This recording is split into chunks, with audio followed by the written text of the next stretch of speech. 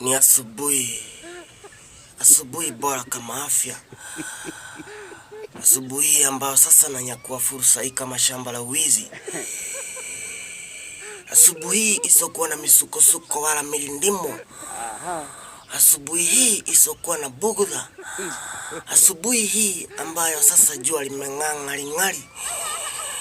Ninaamua sasa nimkabidhi Shelly Gabriela, Shelly Gabi aka TikTok. Mambo ni mengi sana mjini. Ndio maana bila kupoteza wakati sasa, mshirika, ningependa kukuarifu kwamba before mjue sasa yeye ni artist, kutakuwa na signs. Kuna signs ati akona haka kakiti.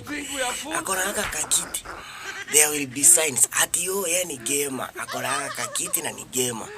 There will be signs ati yeye ni online writer.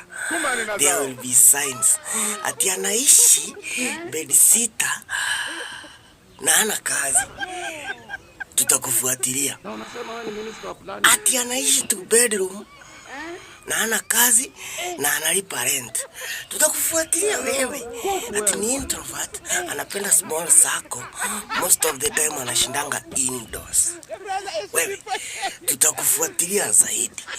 Ati ameenda kwa ploti, ametafuta ile nyumba ya mwisho. Hii nyumba ya mwisho yenye iko less interactive na watu. Tutakufuatilia zaidi wewe. Ati forex trader. Tutakufuatilia sana. TikTok inalipa. Analipa rent na gifts. Mpaka lini watu watatuma gifts wewe? Consistency ya kulipa rent utatoa wapi na gifts wewe? Tutakufuatilia. Shelly Gabi, umetuonyesha Kenya tuko tunatarajia. Hii ni kinywero season. Lakini nikianalize hizi makinywero zote zimelika. Tuanze na kinywero ya Nyako. Hiyo ilikuwa na top layer. Na zinakaga weird. Hiyo ilikuwa na top layer hapo juu inakaa. Ni kama sasa hiyo ndio like I said previously, ni kama alikuwa anaifanyia kumarinate. Haya, tukuje kinywero ya pili. Kinywero ya pili I think ilikuwa ya nani? Ilikuwa Cindy mmoja ule ana dancing fwa. Cindy mmoja. Hiyo sasa ni kama ilikuwa nini? Hiyo sasa ni kama ilikuwa imecrack. Haya, tukuje kinywero ya tatu, Anabenta.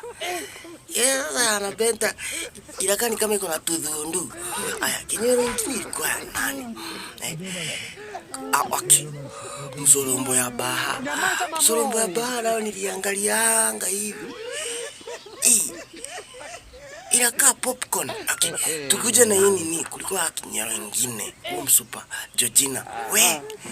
Hii TikTok mtatuonyesha mambo. Na nawakabidhi. Amen.